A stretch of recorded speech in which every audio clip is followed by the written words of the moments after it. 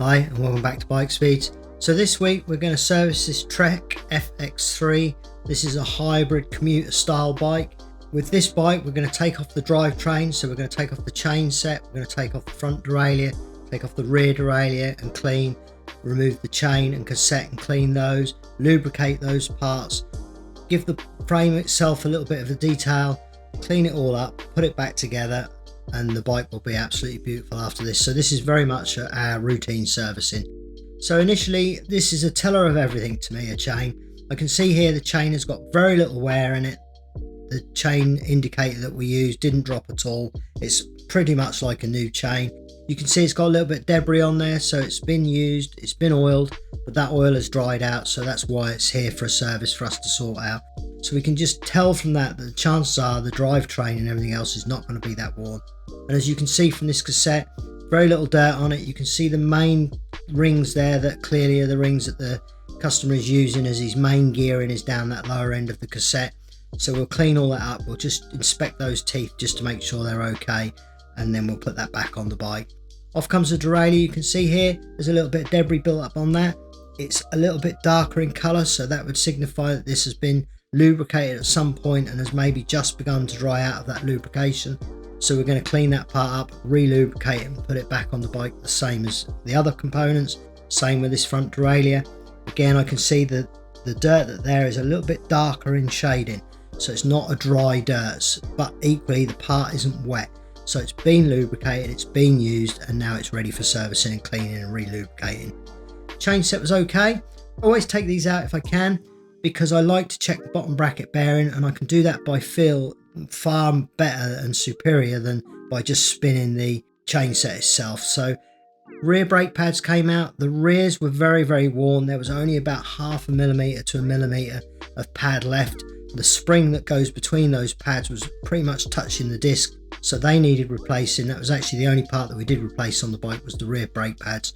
The fronts were okay. You'll see us clean those up as we go through the service. And now all the parts that we've chosen to go through the ultrasonic cleaner we're now putting in. So it's front and rear derailleurs, cassette, chain, and then we'll clean those parts through the ultrasonic cleaner. We stick that in for about 15 minutes, no temperature in that, just cold, around about 15 minutes, and then we'll wash those parts off with a nice soapy water, because the degreaser that we use is actually water soluble. So when we put it through, we then wash the parts off. That washes all that degreaser away, and you can see there what a beautiful difference it makes to the parts. And you can get in deep where you cannot get in with a scrubbing brush or even a bristle brush like this. Is very hard to get right deep in some of those little nooks and crannies, so that's why we use the ultrasonic cleaner. The disc on the back, the spoke protector, we won't remove that. We often get comments when we refit one of those about, oh, why don't you remove the disc on the back of the the spoke protector. I never do that. I never remove parts from a customer's bike. That's not my place to do that. But actually that does serve a purpose. If a chain ever does drop off that top ring, it will stop those spokes getting cut through by the chain. So it does have its reason, and it is a good reason. So I will always put that back on once it's cleaned up. Now we're just sorting out the other parts, just again washing them down, checking them over, feeling bearings, feeling the pedals, checking everything's okay, and then I begin the re-lubricating process. So we've talked about our lubricating before. We're using the premium grease here in the jockey wheels just to get those so they're nice and smooth when they're running. I also lubricate the thumb adjuster itself. The syringes that we're just trialing here now, we actually have only used these for a couple of 3 bikes and they're not really working out. We actually thought we needed a slightly larger hole at the end, and actually it's not working out. It's pouring the grease out way too quickly. So we're going to discard these and we're going to try another. All through the years we're often trying different syringes, but we're hoping to eventually sell these, and so we're looking at one that we can get in volume so that we can sell those to you. So that's why we're just trialing different syringes and things at the moment. But as you can see, I use various different greases and oils, thin oils on pivot points, general purpose grease on things like this shaft, a anti-seize copper slip grease on threads, and every part is lubricated. Now we're just going to clean up those front pads. So these are out the front. They were a different make to the ones that were in the rear of the bike. So one set or the other has been replaced at some point. It may be that he's heavier on his rear brake. And then when we look at the discs, we can see this score in here. It's a bit like an old vinyl record. You get these lines and score lines in the metal of the disc, and that will then create the squealing that you get with brakes, and especially disc brakes, where you get that squealing sound. So we just sand that now with a little bit of emery cloth. You can see there how much smoother that is. It doesn't have to be like glass, it just needs to take those scores away, and that will stop all that singing of a disc, so that will aid that. I also use brake cleaner, as you saw on the disc. I also use brake cleaner here on the hub itself, because it doesn't draw itself into the bearings and in through the seals to the bearings. It evaporates very quickly, so that's why I always use that on a hub as well, just to clean off the grease and debris on a hub, because it evaporates out. So I use brake cleaner there, not degreaser. And then I just wash the wheels down. You've seen this in other videos where I wash the wheels down. I do that because I can feel the spokes, I can feel the tensions, and you can tell an awful lot about a wheel by just washing it down and the condition of it and the condition of the spokes and everything else. So on goes that cassette.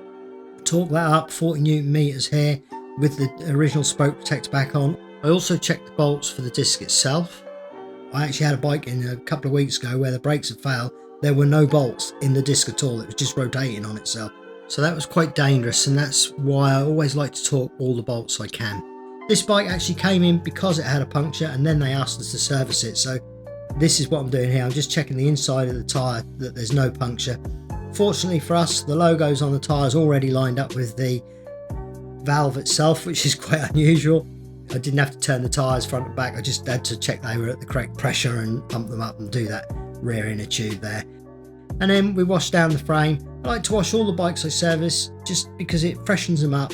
But you can tell a lot from washing it down, as I'll show in a moment or two what I found whilst I was washing this bike down and how I solved that. There's always something I notice when I'm cleaning, especially on carbon frames. It's essential really for me to check them.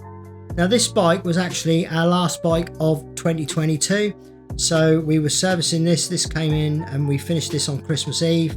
This was like literally our last bike of the year, and we were able to film it as well, so it was quite a pleasure to do, knowing this was going to be the last one before our Christmas break. So we never run too far ahead for the YouTube. We're usually filming every week for a bike for that week, so we don't actually manage to get that far ahead. So this was literally our Christmas Eve bike. So I'm just using auto glym polish here, just getting that really nice and shiny, and this had a lovely metallic red paint on it. Really popped out when it was done.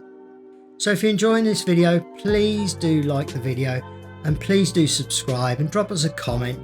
Interact with us, because we enjoy that as much as we enjoy making the videos.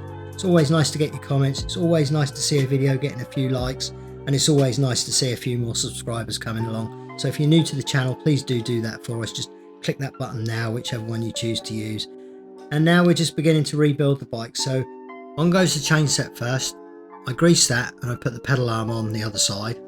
We always do these things up to pinch tight initially, just so we can make sure everything is right on the bike before we torque it all up, so we can check all the gears are working and that everything's flowing and spinning as it should.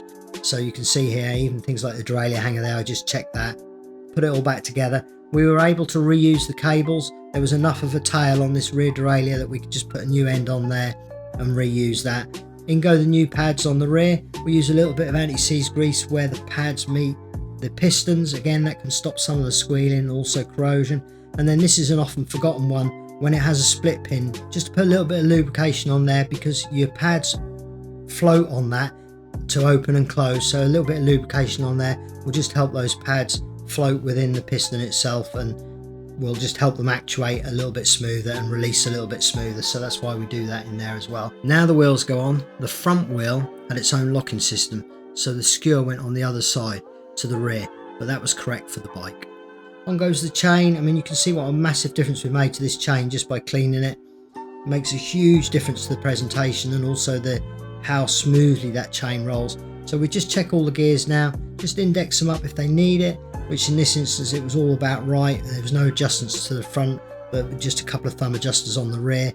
Then we just check the brakes and make sure that when they're released, they're not grabbing the disc itself.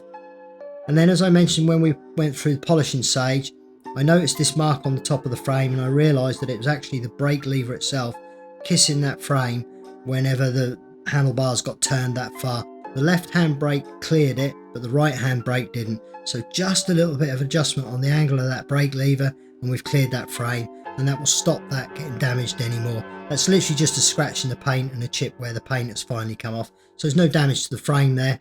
But it's just nice that we now know that's not going to continue to rub that frame every time the handlebars get swung around. This actually had a very free head on it, so it was very easy for those handlebars to swing around and catch that frame, but that should solve that as the bike moves forward.